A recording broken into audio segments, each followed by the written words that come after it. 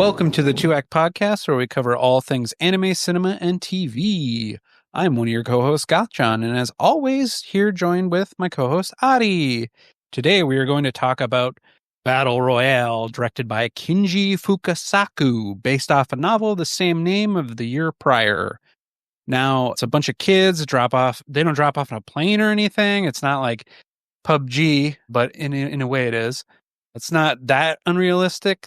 They all wake up in a classroom and they're told what they must do to live. Well, Adi, what are your first impressions of Battle Royale?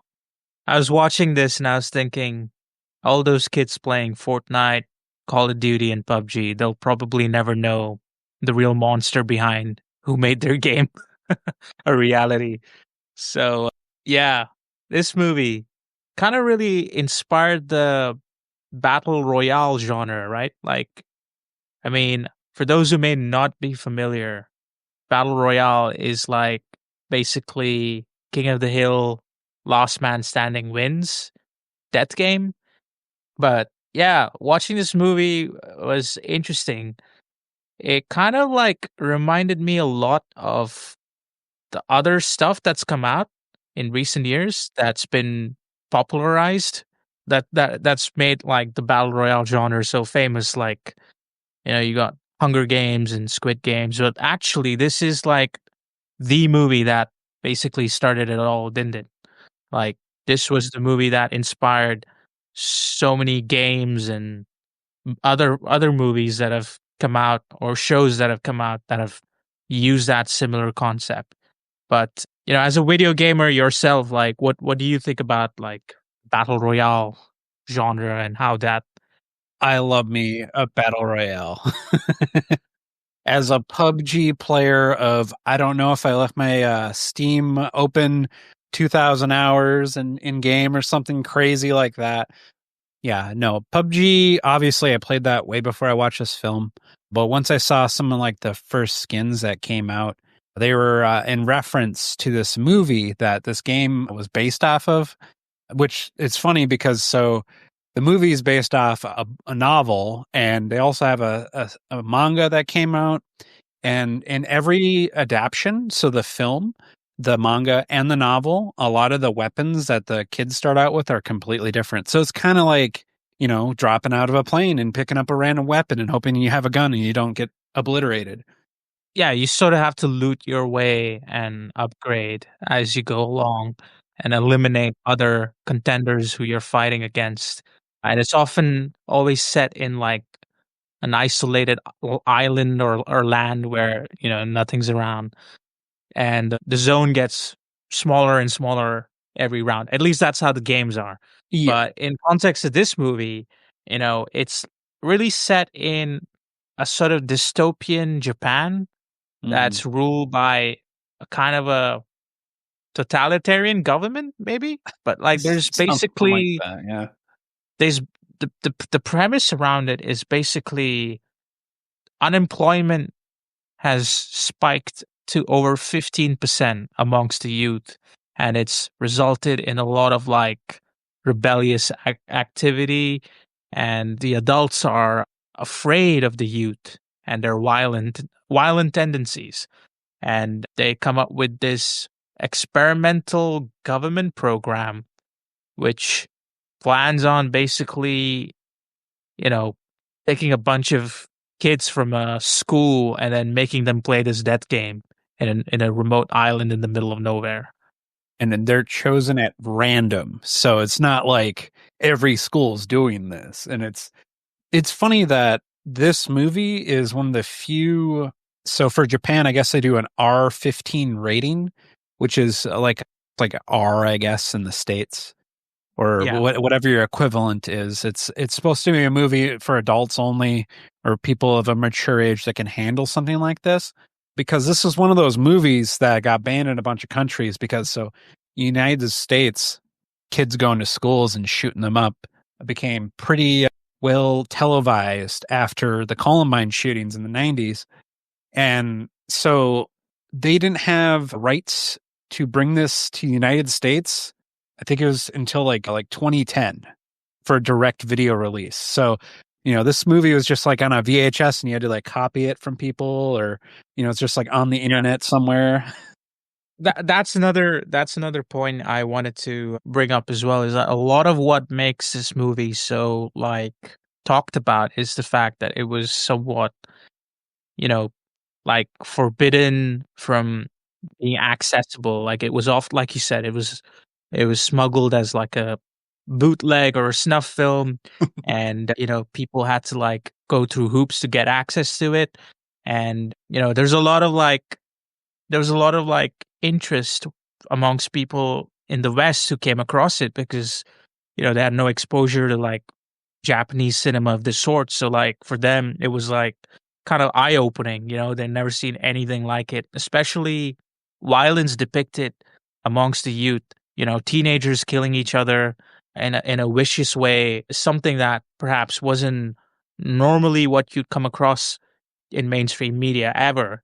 So I guess there's like a cult status linked behind it, because apparently I read like the Japanese government were so appalled by the novel that came out a year before the movie, they tried to get it banned and then weren't successful. And then they tried to even ban the movie and they couldn't. So there's a lot of like, I don't know if it's publicity or like hype, or there's a lot of like shush talk about it that really Yeah. blew up. It actually Yeah, it's the resulted in a lot Streisand of. effect. The more you say not to talk about something, the more it will spread. Right. Yeah, that's precisely what happened. Yeah. And I guess that is a big part of like, I think it's important to mention that because the Mhm. film, objectively you can like pick it apart and say what you have to say, but like a lot of it is still linked behind when it came out and how Mhm. it came out. I think that is a big part of the film's identity. And that the movie pulls no punches, and just like any other death game, no one's safe. Especially when they do like a flashback, you're like, oh, they're gonna die. Just like anime. Even like right after they introduce you to the character and you're like, oh, well, they're probably dead. Yeah, I mean, I guess we'll get into it. Like, so it really begins in like a school setting, Yep. which is I'm guessing is a random high school in Japan, Hmm. and you're kind of introduced to like all these kids, and one of them is the main character, the protagonist, Shuya Nanahara. And I think one of the first scenes is you get to, apart from like the monologue, not the monologue, but the montage at the opening that shows you like this eerie face of a girl who's like bloodied face, and she's like looking like an absolute psychopath into the camera, and then you got like Got military braces, and everywhere. she's like a little girl, and she's got blood all over Yeah, her. And you're yeah, like, and then you got like shit, what military. happened? You got like weapons, military vehicles. You got like headlines talking about like there's some cheap exposition, but it's basically setting up like oh, this is like Japan's going through an upheaval of some sort Mm. with their youth, and then it cuts to like one of the main protagonists, Nanahara, if I'm getting it right. Yep. Uh, That but he sounds comes right. across he comes across his father who's committed suicide. So it's a pretty dark way to start a film, Hmm. and yeah, it really shows like the youth are quite disturbed, and they're quite like fractured. Like their psyche is not really what it should be for a adolescent growing up. And then you get to see like instances of like violence in the school. A kid tries to stab one of the teachers Yep. He like cuts and his leg. cuts his leg. Yeah, in the broad daylight in the middle of Right. like And then the girl like hides the knife. yeah, that was like really absurd, really Yeah. bizarre to see. Yeah. You don't normally see something like that, but again, it's setting up like how fucked up the society it's trying to depict. So, yeah, it really shows you like all these characters who are like, kids, See, and they're okay, I have a bullshit theory I just thought of. It's because in this dystopian society, they banned violent video games. That's why the kids are doing it. Could So you it's imagine though that was the case in real yeah, life? that It was would they be banned PUBG. That's what happened. Yeah. So violent video games have been for many years, for my entire life, have been associated with violence in schools or gun violence in schools, at least in the States. And it's funny because you think about all the countries that also have, they have gun laws, but they're either stricter or something like that. It's not that violence is depicted in media because we've always had violent books, violent video games, violent TV. We've had all these violent things long before video games became really popular. And it's that we have all these guns everywhere and that anybody can easily get them. That's the problem.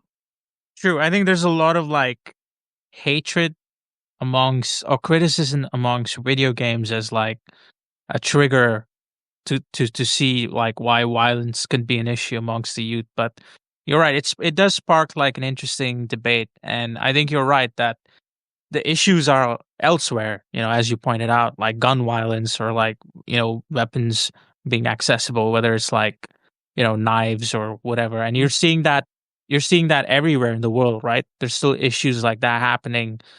You see that everywhere. You see gun violence issues in the States. You see stabbing issues Stabbing. in the UK, and there's like all sorts of other stuff. And often you look at it, and the way video games have always got like criticism for it. Like I remember being in school and playing Grand Theft Auto, you know, Mm-hmm. which is arguably the game of the like No, mom, every kid's I don't shoot people with guns in Grand Theft Auto. every I kid's just I obey the every kid laws. I drive the car. I go to the red light. I stop.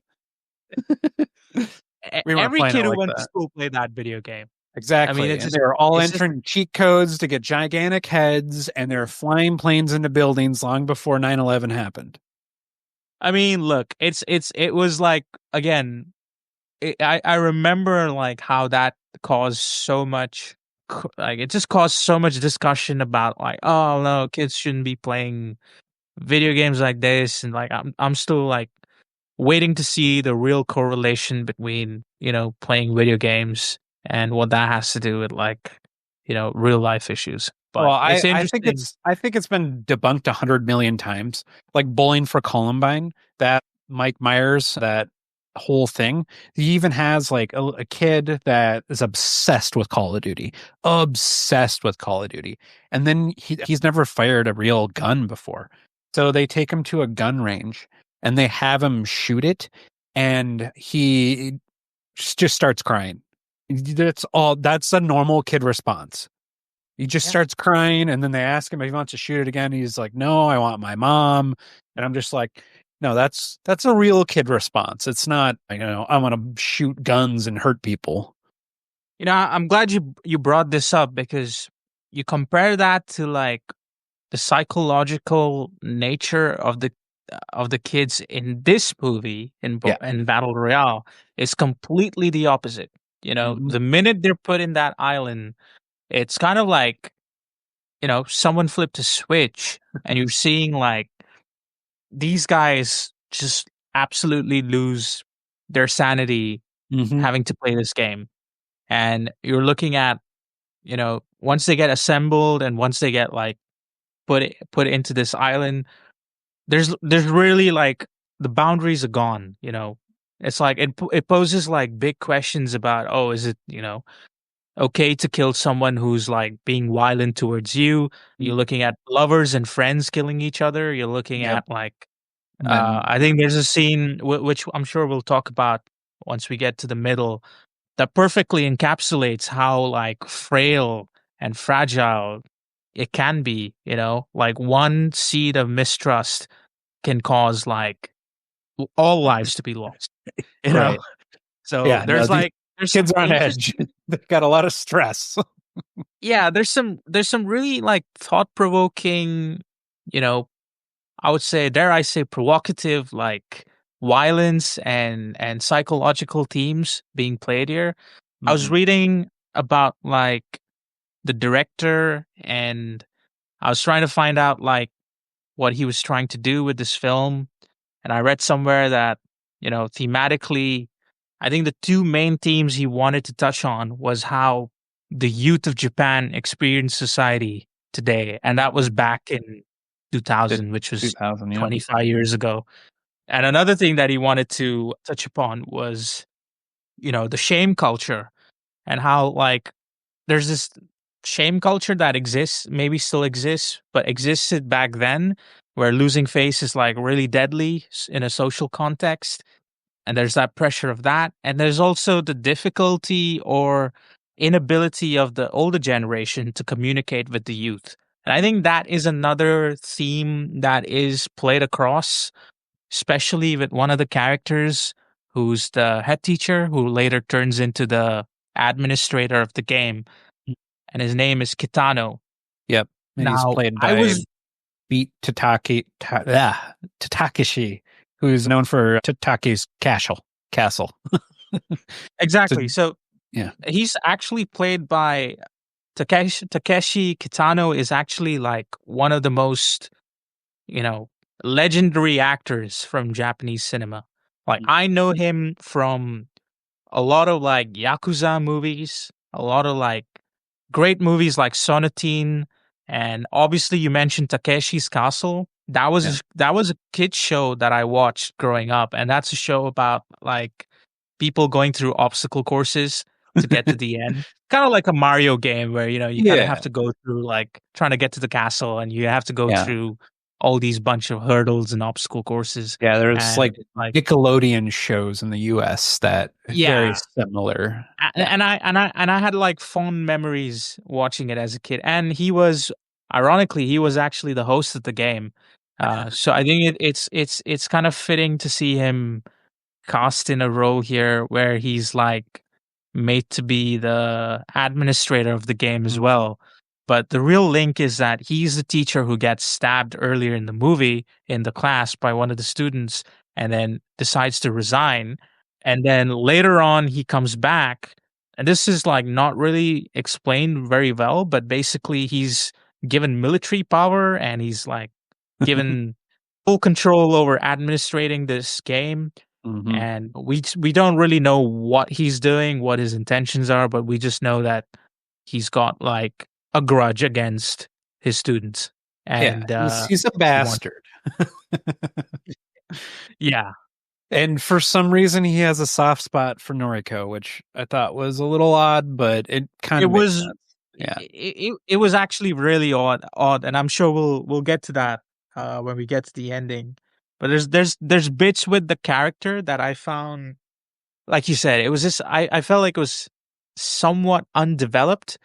And there's a lot of interesting comparisons that I read based on the character in the novel and in the character they adapted for the movie.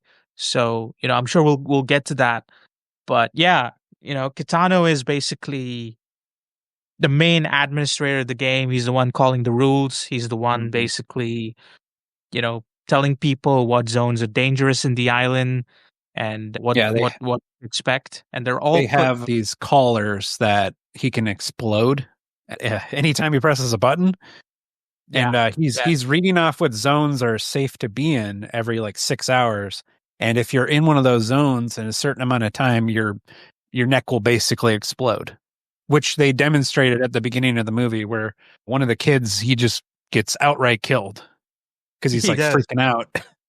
Yeah, I was actually quite surprised to see that before the games even begin, there's a few Yep. deaths that occur just at the presentation of the Yep. game. And they're so like, you know, I don't want to say random, but they kind of are random. Well, They just come out of they're nowhere. kind of gone. I think they're put in there so you understand that they're not playing. Yeah, yeah. So To that you're emphasize just how serious this is. exactly like you're set in for this wild ride that you're going to go on with them. Yeah. Yeah, you get to see, he gets revenge on that kid who stabbed him.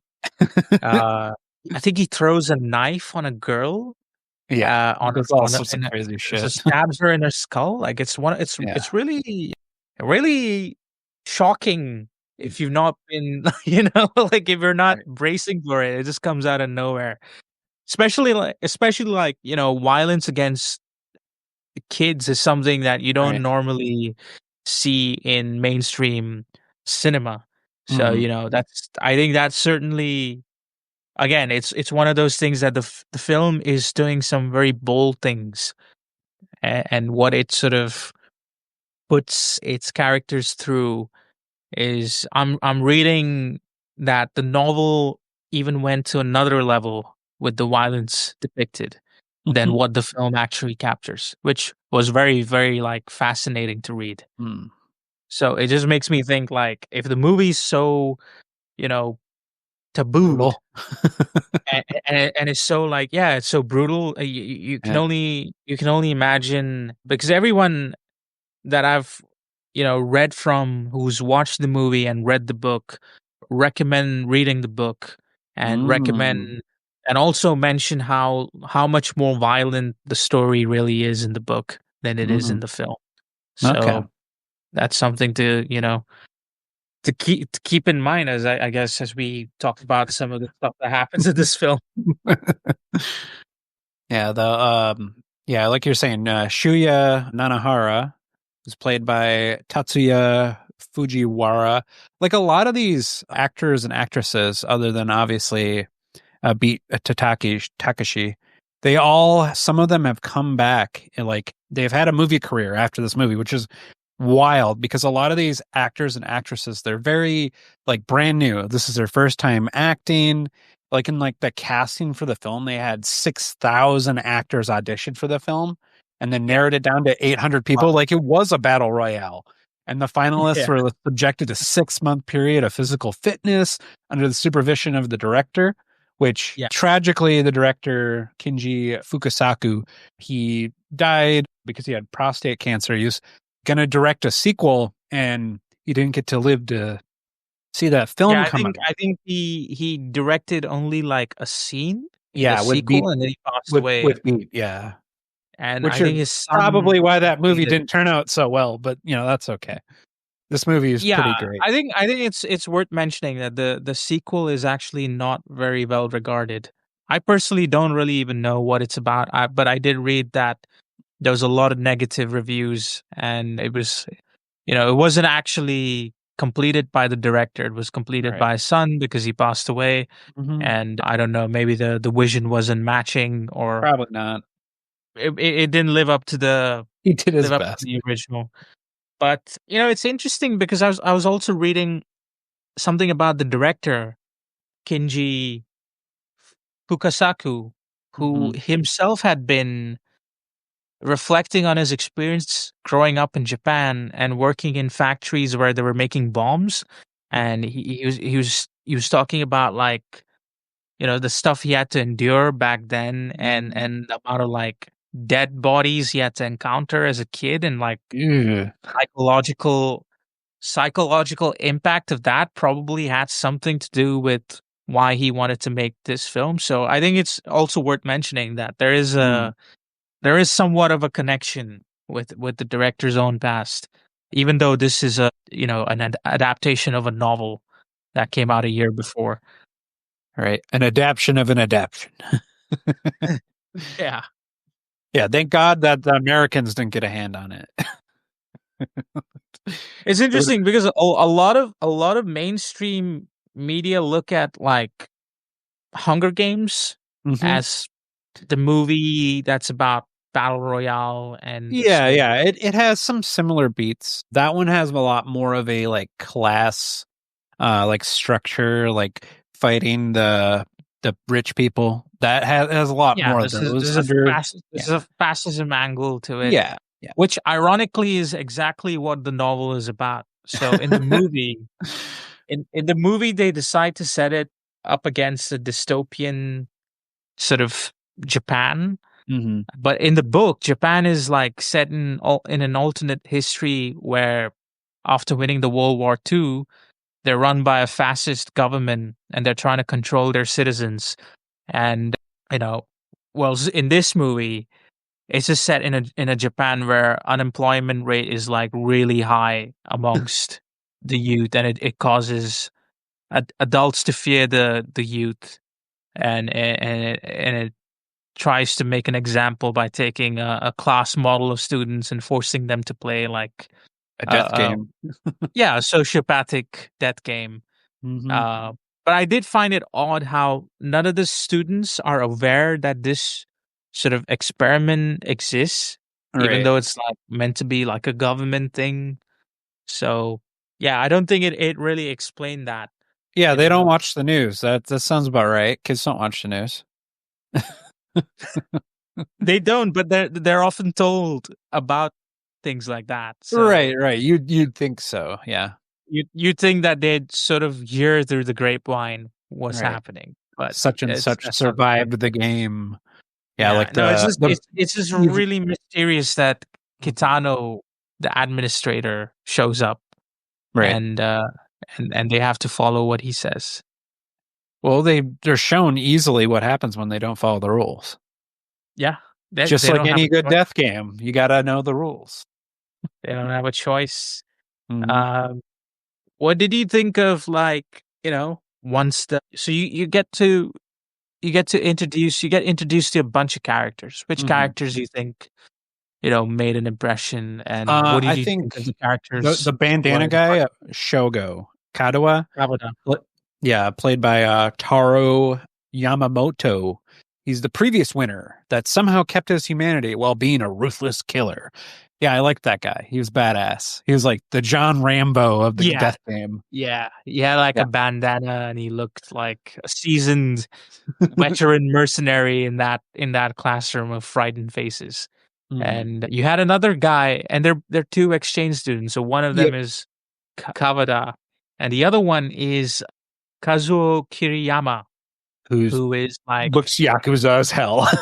yeah, he's got like brown, fuzzy brown hair, and he Right. looks like he's dressed in this black uniform Mhm. suit. Yeah, he looks like he's a Yakuza Mhm.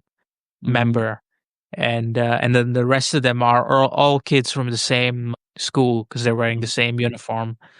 But you get to see Shuya, you get to see Noriko. I think they're Mhm. both, again, two central characters in the story. Yeah, yeah, yeah. And Noriko is there's more like some, quiet and reserved, and kind of like a love interest for Shu.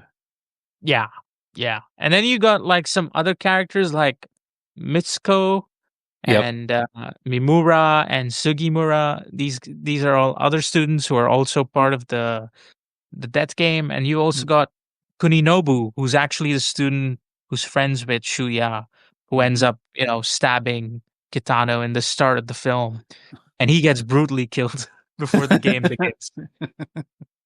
Kind of gets what he was asking for Yeah, to Shu's detriment. and he sort of had a crush on Noriko, and then Yep. I think, and he basically, I think he tells Shuya to like look after her, and that's Yep. why he's like, Shuya is like, being kind of a protector Yeah. to Noriko throughout the game. So yeah, that kind of sets up some of the main characters. Yeah. They're given like a military bag and sent off to go run, Yeah, and they're given like some weapons. water, a map. Some of them get really good weapons. Some of them, like Shuya, they get a pan, like like a lid of like a kettle. Like, I don't know how you're gonna kill somebody with that, but good luck.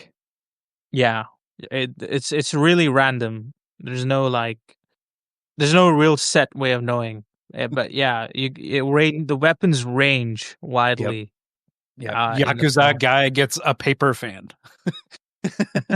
Like, if he wasn't psychotic, he might have not have survived. Well, and then he gets an Uzi and he's like, Yeah, like right off of the running. bullies. Yeah. I thought it was kind of like I thought it was kind of comical at times how like they're portraying the gun violence in this film, Yeah, and they were it's like, over the top. it's so over the top. It's Like the no violence in the wonder film. that Quentin Tarantino loved this movie. Yeah, yeah, I'm sure he did, and In it's like, 2009, he said it was his favorite film released since he began well, I directing. guess I guess it's like, the bit that the film is so shocking with its subject matter, and then it uses violence in such a it's so like, Over the out there top, and and yeah. so over the top, and you're looking at the way they kill each other is so frantic. There's something about like I don't know, adrenaline, and there's like this effect of like looking at these kids who are like meant to be, kids growing up. You see flashbacks at them in high school playing basketball and having other good moments, and you think, oh, these are like just normal high school kids. And then Right. the second they're in this island, they just turn into animals. Hmm. They're crazy. They're losing their mind, and they end up like, you know, growing paranoid and killing each other, killing. Especially the girls. Oh my god, the Oh girl. yeah, especially there's one character who's like super crazy Right. psycho. Very Uh, Two-Face. Mitsuko, Yep. I think. Yep. But yeah, I wanted to touch upon that because again, while I was, reading about the characters, apparently the the way the book adapts these characters, they're all given more like depth in the book with like Ah. backstories and point of views. Like the story Mm. is like told from different point of views in the book, and two characters, one being Kiriyama, the guy who's, a complete psycho in the movie who just Mhm. goes on a killing spree. In the book, he's actually a sociopath who has a condition because he's trying to feel something while he kills. And he often draws beautiful, proficient art and then just destroys it to feel something. But in the film, he's just a maniac with the best guns on a killing spree. And I think the other character is Mitsuko, who's like one of the pretty girls in the group. You get to see through a flashback that she's got like an abusive childhood. And Like that's her kind of mom's like, a drunk and trying to prostitute her out to old men. yeah, yeah, it's really disturbing, and Yeah. and you see like how, it perhaps creates like a hatred that she has for boys and for men. Yeah. But in the book, it's like she uses her sexuality to lure and kill Um, boys. so And she's like there's this a one scene in Konoichi. the book, and I had to mention this because of how graphic and shocking it is. I mean, Mm. you know, full warning here for Yep. what I'm going to describe. But basically, there's a scene in the book where she kills a boy by piercing his eyes with her thumbs and then using a sickle to curve open his throat. And it's like, one of the most like shocking scenes in the book.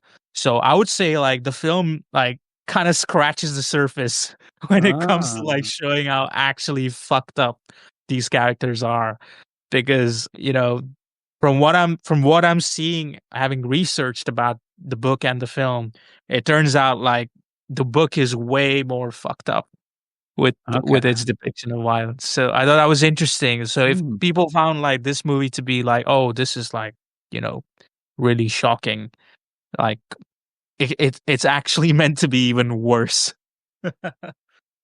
Okay. But yeah, I Yeah, thought I'm I'd kind of mention interested now. I kind of want to read the book. that. Not that Yeah. I'm the biggest reader, but yeah. There's a manga as well that came out Hmm. after the book, and I think that is a lot more graphic too. Okay. Uh, but I'm yeah, sure it's one of those ones that's you'd have to buy completely wrapped up because it's too graphic. I don't know. Probably. I mean, I'm assuming the fact that it's been out for so long, you could easily perhaps get your hands on it. But Uh-huh. No doubt. yeah, but yeah. What did you think of like the characters and how they're depicted? Were you like rooting for anyone or Well, I was rooting for the badass like the whole time because he was like the only one that Shogo Katawa. Jogo? Yeah. Yeah, yeah. I was rooting for him the whole time. And then when I found out he was a previous game winner, I even rooted for him some more because he doesn't belong there. Why is he back there? And there's that Uh, bit about him and his girlfriend, yeah, who's yeah. Like, yeah, Yuriko. sacrificed herself. Yeah, Keiko, Yeah, who sacrificed herself so that he could win, or something yeah. along those lines. Something along those lines. Like, they're the last two, and I think they're both going to he blow feels, up. yeah, and he feels compelled to like basically, expose this game and Mhm. end it by wanting to re-enter into it again and find a way to like dismantle the system, Hmm. which is, I guess, yeah, I would say surprisingly, even though the film primarily tries to make you root for, Shuya, uh, Right. I must say, like, yeah, I was rooting for Kavada the whole time, and Yeah. hoping that he would survive and make it. Right. Yeah. Yeah. Like, sure, you're supposed to because he's like the blank slate. He's the insert for the audience. And I'm just Yeah. like, whatever. Like, he's a good dude. Sure. But, just because he's been dealt a bad hand his entire life does not make me want to root for him more because I don't think he's the most competent in a battle royale. No, in fact, I sometimes wonder how he could even make it that far. Right. Where Because he wouldn't have been just like an arrow, straight arrow hit him in the face or something. yeah, I think there's some like, you know, suspension of disbelief Right. because Just straight up dumb luck. I don't know if you want to call it dumb luck or plot armor or whatever, but Right. like, Right. We're going to go with dumb luck because plot armor, I don't know about that. because you'd expect the way the game is and the way people are behaving, with especially with who Shuya is, who does not come across as a violent person by any Right. means, somehow manages to make it to the end. Maybe through sheer dumb luck. Yep.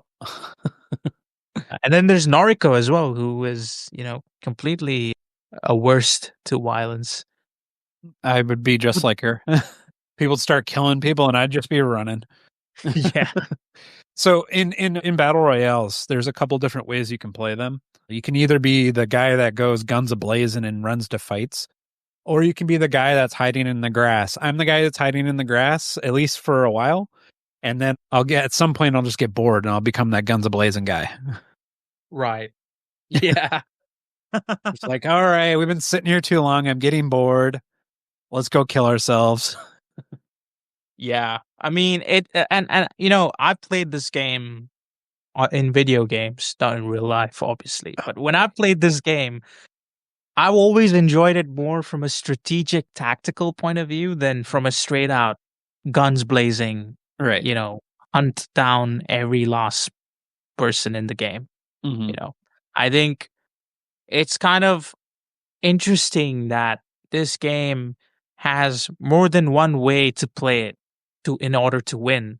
And you kind of get to see that with the way the characters in this film have to adapt to. There's a bunch of characters who are like trying to hack the system and have formed a sort of a union. Some They're of trying them to like. literally trying to hack the system. Exactly. That's they're I think one of the characters named Mimura, he's literally trying to hack into the military system that's Hmm. basically commanding the game and the island. Hmm. And he wants to like basically find a way to like, I don't know, perhaps get the collars off. Right. He wants And then to make a bomb and blow them up. yeah, oh yeah, true. and There's a and big he's the one that finds out that there's microphones in the bomb collars. yep, Smart guy. yep. Yeah, yeah. There's a lot of like plot details about the caller and how that plays, because the caller can like track where you are. It Yep. can give your GPS. heartbeat.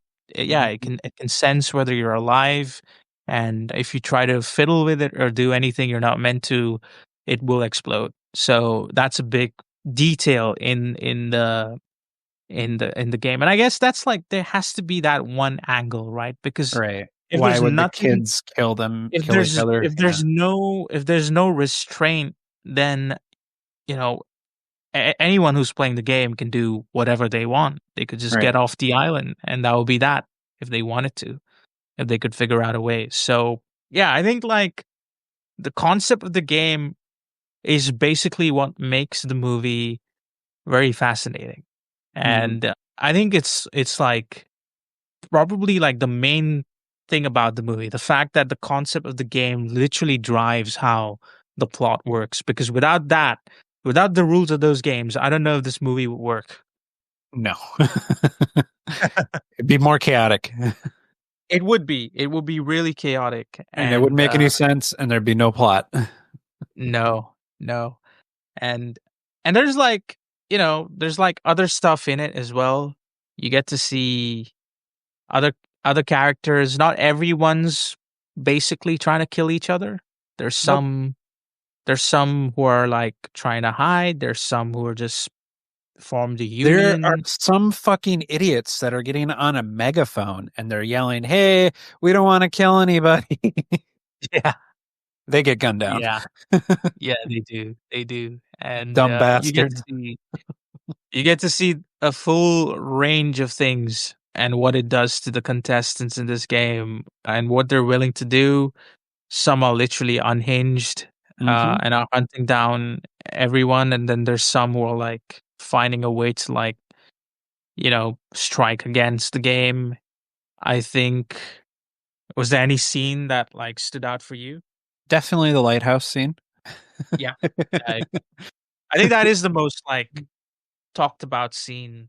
I I I understand why. So there's a bunch of girls at a lighthouse. Shuya, he like falls into the water and they like rescue him. And he like wakes up in a bed and they're not sure if they can trust him, but they know it's Shuya, so they're like, okay, maybe he'll be all right. And then one of the girls earlier saw him get into a scuffle with one of the other boys that had a weapon, and the weapon somehow came lodged in that other guy's head, and she thinks Shuya killed him, so she doesn't trust him. And Yeah, I her mean weapon was literally cyanide. it's such a devastating scene because it's like it's a scene where like a boy shows up to a group of girls and like 10 minutes later everyone's dead. Right. Yeah, because like that girl decides to poison the food because they're gonna feed Shuya to get him back to health. And Yes, sense of like basically I think there's a sense of mistrust because the girl that does decide wanting to poison the food mhm. accidentally encounters Shuya killing Yep. one of the first contestants in the game Mhm. when the game begins, which was an accident. But from her Mhm. point of view, she's not convinced it was an accident. So that's Right. why she decides that no, you know, we shouldn't be caring for this guy. And this guy's a killer. We should kill him. So I'm gonna And they poison have his food. guns everywhere. Yeah, yeah, yeah. And it's in this lighthouse that is like really safe. They've got resources, they've got a kitchen, they've got Yep. like They just a got group of food. girls. Yeah. Yeah, it's just a group of girls who are living there and they've decided that they're not gonna, partake in the game. Yeah. And yeah, it results in, you know, the the the the death that occurs because one of the girls ends up eating the food Yep. and literally Bleeds out of her throws up. mouth. Yeah, throws up and spits out blood and dies basically. Gets Yep. fucking poisoned. And it results in like a Who crazy put that in the food? And then they're all yeah, questioning each who other, done it? pointing guns at each other. They're all losing their shit. It's like a mini who done it that ends up in a Yeah, bloodbath. it's a mini battle royale inside the battle royale, and Yeah. they all start grabbing the guns and start shooting each other, filling each other with bullets. Yep. Yep. It's all while Shuya is still incapacitated. Right, he's Uh like trying to get the doors locked. He's trying to get out, and the girl that poisoned, she's like hiding under the table, crying, saying, "It's not my fault." yeah, no, it's a devastating scene and I think it again shows how you like you mentioned the way it escalates is perhaps like the most shocking thing about it because that's what happens, you don't hand kids something like that, No, weapons. That's what's gonna happen. It's gonna be intentional or unintentional. It's not gonna end well. no, So, and and I think kids it are just shows. dumb. If you got a gun, lock it up. Make sure it's got like 6 keys. 'Cause kids are really stupid. They're gonna taste metal, and there's gonna be an accidental death in your house. That's why they say that once you have a gun in the house, that rate that there's gonna be a death in the house goes a lot higher. But it wasn't even like entirely the gun because the Right. poison. The Right. They could have whatever stabbed each other or whatever. Yeah. It's yeah, whatever she decides to girls put are in the unhinged. The guys are unhinged. These kids are fucked. yeah. I think it just shows how like fragile it is for them. Like their lives Mhm. are so like yeah, they're so delicate. And Mhm. the fact that it took something as small as that, a seed of mistrust, results in so many deaths in in that one scene is perhaps like the most shocking thing, or like the thing that struck me the most in the movie. You know, because there's like some 50 deaths in the movie, so there's a lot of people who die. There's a lot of Mhm. contestants who are killed. But I thought that scene certainly stood out for me, especially how it escalates. You know, that's how it's also good, like dramatic direction and tension, and the Mhm. way it escalates. The action is really well done, And and very it's well tragic. acted. It's tragic. Yeah, Yeah, it definitely makes you feel for the characters. it does. It does because you're looking at these group of girls, and you're like, you know, they were like literally the most friendly, Right. Yeah, they innocent were the group of most people, pacifists. Yeah. and they end up becoming the most violent, and end up being dead Mhm. in a matter of seconds. So I think that says a lot about like the psychology of power play, and like weapons, and all these things, all these other themes that are being played around. I think that it's like the director gets his message across in that scene for sure. Right. Guns are bad. Violence is bad. Yeah. Whatever lobby fights against NRA should just show like the trailer for this movie. And then they'll They say, "Oh, probably this was in a school in America," yeah. That would because be that's what some of them sound like and see like. And then like just recent, so there's a shooting in America probably on average like it's like 1.5 a day, something like that, like on average in that's a disturbing. That's yeah, such a no, it's disturbing. insane. I don't know if I'm blowing that out of proportion, but I remember hearing the statistic about that quite a while ago. And now it might not necessarily be, a multiple massacre, but, whether or not a kid brings a weapon to school, bad shit's going to happen. And not every school has, an officer liaison on staff. Not every school has metal detectors before you go into the school. Like, it could happen anywhere. Yeah, and I think that's the scary thing about it, especially with, you know, how easy it is to like look things up. Yep. Um, you got like access to a supercomputer in your pocket. And you're looking at this film, there's a magazine that's featured in the film where where the kids who are making the bomb are looking at that magazine, and that's based on a real magazine that Yep. makes explosives. So, Yeah, you the could compare anarchist that to like cookbook. yeah, so you could compare that to today, and how, you've got all these other stuff like the dark web or whatever. Even Uh, Chat GPT could probably teach you how to make one. well, I don't want to, I don't want to like say stuff like that, but the truth is, it's a lot easier to go and figure stuff out, and that's the Mhm. scary part.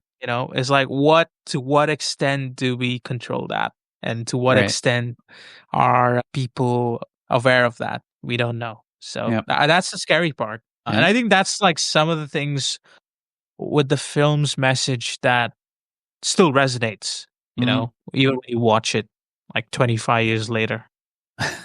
Like, even though I must say, like, the movie is kind of dated now, like Oh, absolutely. It looks it is so it reminded me a little bit of like movies from the 80s where they have like what the future technology would look like. You're just like, "Oh my God, that yeah, looks like shit." Like they're yeah, using like MS-DOS as their operating yeah. system. And I'm just like, "What is going on?"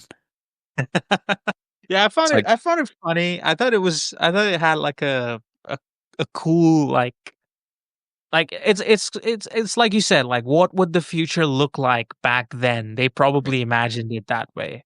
And yeah. for them, Yeah, there's that's many movies where they think we have flying cars by now, which we definitely don't. no. No, I don't think we're anywhere close to. No, and if we did, who would Uh, regulate them? The FFA, the air control people that can barely handle, the billions of planes that are going around all the time. yeah, And then you yeah. got birds up there. Yeah, that's a whole can of worms. It is. It is.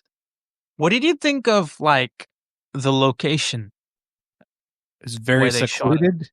Kind of felt Yeah, like very like what's it called? Like New Zealand, sort of like it was very like mountainy. yeah, yeah. It had like I like some of the sets that they had. Yeah. I appreciated that it was like really practical. It Mm, seemed like they shot everything outdoors. I don't think they really had a lot of like studios no. sets, but or they may perhaps have incorporated some, but it felt like a lot on location, which was Mm, great. And yeah, some scenes look good. Some scenes are nice, especially like looking at some scenes set at dusk. Really gives you that vibe of like danger closing in, and then you got like yeah this feeling of being in the jungle and trapped. And apparently, I was reading like they didn't actually use a lot of like squibs uh, they for blood actually effect. killed people. This is really a snuff film. No, they use like other effects, which I'm not Oh, like sure what exactly, but I probably read that digital, yeah. digital or practical. They didn't use But squibs. there's no denying that the action in this film is I don't know if it's like even worth criticizing because like it's understandable. It came out like Right. So 25 long years ago. ago. That and it's not made by some giant million billion dollar studio. No, but like the way it's not even the budget. It's the way the action's choreographed. Right.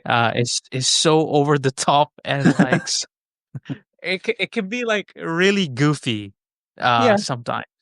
Uh That's kind of like the especially charm of it though.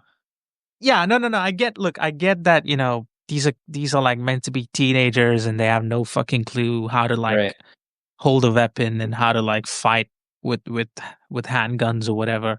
A But budget like of 4.5 million. What which I don't know, what was you was that compare that so many years ago? Yeah. Who knows? inflation and all that, like yeah. It made like $30 million apparently. So it was a Hmm. big hit Right. for its budget. And there's a lot of like recuts and different editions that added more scenes. So I'm not sure what version I ended up watching, whether that was like the definitive version or it was Yeah, I like watched the special edition that had way too many basketball scenes in it.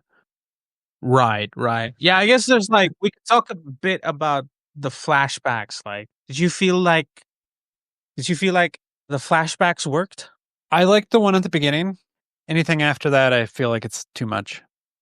Yeah, there's this constant, and I think this is where the adaptation struggles. There's like this need for like trying to show like, oh, like we need to give you some backstory about this Right. character. And you kind of get to see some snippets here and there. Some are given backstory. Some you get to see scenes like the basketball scenes where they're all like Right. playing as a team. But yeah, every time there's a flashback, it's just like basically a reminder that yeah, we're gonna kill this character off or something Yep. like that. So Yep. yeah, I did feel like they probably didn't know how to work around that the best. Right. And it kind of struggles with that. But you know, for the most part, like it's like trying to put in a very like obvious contrast of like, oh, right now you're looking at violent kids, but once upon a time they were just like happy kids They bonding used to and be babies. exactly. And I think it's like jarring at times because when you're constantly looking at that, Well, yeah, it and then it there's kind of cuts you like out of the movie for like a little bit. You're just like, "What? Huh? I it thought people does were getting shot and blown up right now. What? Huh?" because the pacing for the most part is pretty consistent with the Mhm. action, but every time it tries the flashback, you could sort of you feel like you're basically pulled out of it, you know. Right. Uh, I agree. so that was like something that I noticed. But my main issues with the film. are only like mostly to do with the third act. I don't know about Mm. you. Did you have any issues with the film? Well, like I said, the flashbacks are probably too many. Uh, our special edition that we watched, I think they added them in. Yeah, that, and I think like the epilogue, the remembrances, those are also Yeah. flashbacks that are added on. I felt like that was a little much. I think you just end the movie on the boat. Yep. I think that's all I you I need. thought it was I thought That's it was probably where it really good. ended in the theatrical So, release. so this is what I didn't understand is like a lot of it had to do with my problems with the film. A lot of it had to do with the third act, and this starts basically with Kitano's character, because I feel his character is kind of underwritten in the movie. Besides like what you see in the opening, you don't really get to know what he's what he's really, planning to do. Like what's his true motive? Why does he have such a crazy grudge? Is it just as simple as, one kid trying to stab him? Is that it? Like, is there more to it? Is he like, got like some other plan or what it is? You don't really get to know a lot of it. And there's like chain of events that happen. So basically, once there's only three people left, which is Kawada, Shuya, and Noriko. Noriko. Yeah. So Kawada basically, they fiend and they enact, where Kawada basically reveals, oh, you guys are naive and, you know, y'all should have never trusted me. I was using you guys to win. And then you hear gunshots and you think, oh, did he actually kill them? Probably not. Uh, and the military in this scene is like, oh, we should go and we should confirm the kills. Hmm. And Kitano's like, no, end the game. No confirming the kills. So I thought that was really odd that he Well, didn't I want. think, and after the fact, it's because he wanted Noriko to live. He didn't care. Yeah, you get to see that in the final scene. In the Why? picture of Noriko just surrounded by just people being Because there's decapitated. because she has a dream where she sees him and they're like having ice cream together and they're walking around and Yeah, it's so weird. they're talking about like how, you know, it's Kitano and Noriko and Kitano's like, "Oh, you're the only kid in my class I like." All right. And everyone and I thought it was really odd. Like the whole dynamic in that scene made no sense to me. Like I didn't understand It was what they were weird. getting at. It was really weird. It felt out of place. But Yeah. then you get to see once he decides the game is over and we got like the victor, he sends the whole military away. He basically gets rid of the entire military, right? Everyone leaves. The whole like personnel get off the island. And you only see him alone with Kavada, right? Yep. And then it results in him knowing that, oh, yeah, I know Shuya and Noriko are not dead. And it results in this one big expository like Yeah. scene at the end that felt really out of place for me And personally. then while he got shot and he's bleeding, his daughter calls him Oh and he my just god! picks it No, no, up and no. I'm We just gotta we gotta talk about that. That yeah. was so fucking jarring. I'm sorry to bring it up, but like basically he reveals a painting before that, Yeah. which is of every contestant that he's painted dead except for Noriko, Noriko. who's the Yep. winner. She's the winner and she's smiling. Now, how did he know that Noriko would survive all this way? Is it just simple as, him like scheming and calling out zones that would be close to her that are safe? Who What is it knows? just that? Or because it couldn't just be that, right? There has to be more to it because it can't just be that's not good enough. It's because he gave her the umbrella when it was raining in the middle of the game. That's the scene much later where you get to see that he shows up, gives her the umbrella while she's Like aiding Shuya. nursing Chuya, yep. Yeah, It's so yeah, and weird. It's again such an out of place scene because I don't know where he comes from and Right. what he's He just doing comes there. from the woods. It's super random. But Hmm. after that, you kind of get to see that he has a grudge on on kids and on students because his daughter hates him, Yep. and that's like the main reason why he thinks of Noriko as his daughter, because she's like always been respectful to him, Right. and she basically tells him to kill him, and she refuses to kill him because she's not a violent person. Right. And it ends up with, him threatening that I'll kill you if you don't kill me.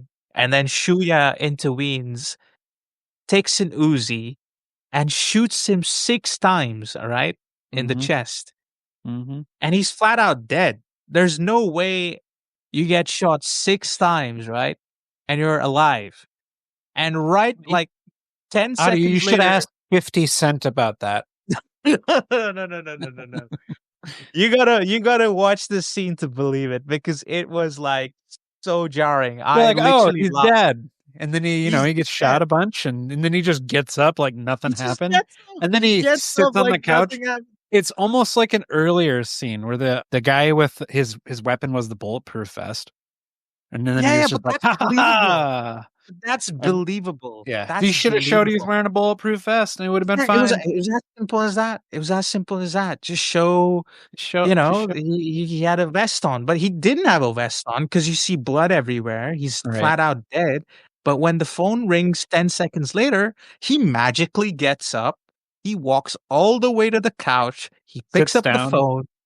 He sits down and he talks to his daughter, who he hates, and then he tries to eat a cookie and he dies. But it was so poorly like shown and constructed, that whole sequence. I thought at this point that I was watching like, oh wait, is this like turning into a parody now?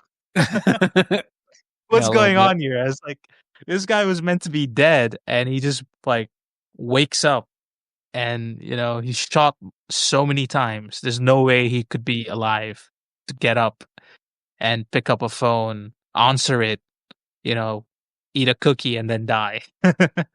So I was reading about that, and I thought the ending was like kind of underwhelming the way they done it. And I wanted to research and I wanted to find out what the book's ending was, you know, and turns out the book had a much different ending, like similar Oh, but much different ending. So I don't know if you're curious to like want to know what happened. spoil away. I'm not reading a 20-year-old book. All right. So basically, you see what happens in the movie, right? But in Yeah. the book, this is what happens. Well, let me find it. So in the book, halfway through the third day, you know, once Kiriyama is dead and the three of them are remaining, the caller records like gunshots with Shuya and Noriko flatlining, and then they declare, Kitano basically declares Kawada as the winner to be escorted to his transport off the island surrounded by soldiers. And Kitano, who's Sakamochi in the book, reveals that he knows that Nanahara and Noriko are alive and that his supposed execution of Noriko and Shuya was a ruse after he found a way to disable their collars. And then he tries to kill Kawada. And then Kawada kills him. A hidden Shuya and Noriko hijack the ship and kill the soldiers on board. As the boat sails towards the mainland, Kawada succumbs to his wounds sustained during the fight with Kiriyama and dies, but not before thanking Shuya and Noriko for being his friends. On the advice of Kawada, Shuya and Noriko escape to the mainland and plan to escape to a democratic America while they're being pursued by the government. That's the way it ends in the book, right? But you see what the movie does, completely different. It tries to take that angle of Kitano and his hatred towards the youth, and it tries to like do its own thing. So like I know we're just reviewing the film, but you compare that to like the book ending. I prefer the book ending. I don't know about you. I Maybe just think the it's sway is better on film. even if it's goofy. What's better on film? His goofy not dead. Yeah. Like maybe they didn't have enough time to shoot it. Who knows? I don't know. Maybe it's an I get the challenges, Mhm. like this is why the Hunger Games is split into two parts, one book is not one book. It's like Well, part I 1. think the Hunger Games thing, that's just how much money can you get out of it?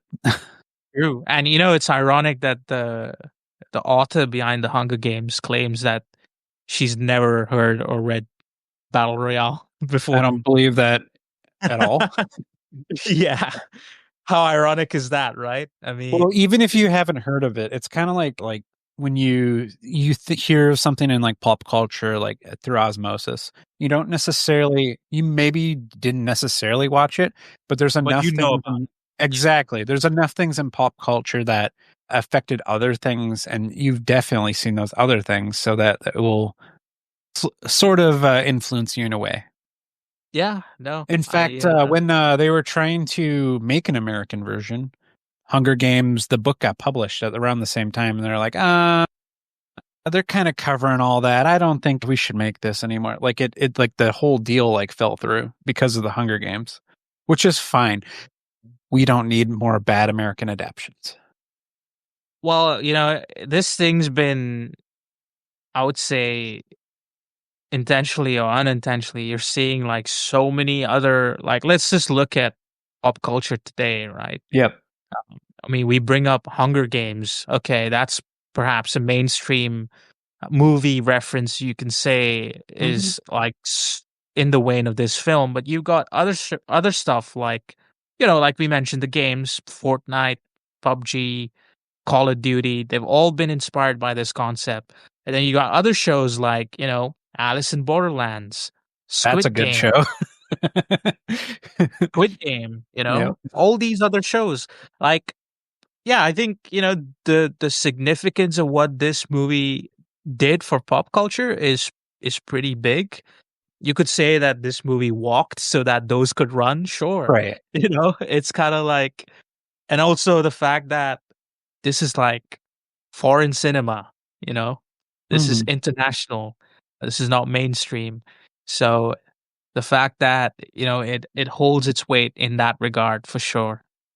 But yeah, did you want to say anything else or have any Nope. other? I'm ready for final thoughts. Cool. Should I, or do you want to go I'll first? let you go this time. I've gone a bunch of times. Sure, sure. So I think this is culturally a really significant movie for what it's inspired. I liked how bold it is with its subject matter. The performances are really unhinged and earnest. It's a rare mix, which you don't see very often. The film is really dated now, and my main issues are only with some of its structure, with the flashback sequences, and mainly Kitano's character in the third act. I think that could have been perhaps adapted differently or more closely to its source material. But besides that, I would say that this is, a really ballsy movie to make. It's certainly like it certainly deserves its cult status as being, a film that was hard to get your hands on, and it's inspired a lot of things that came after it.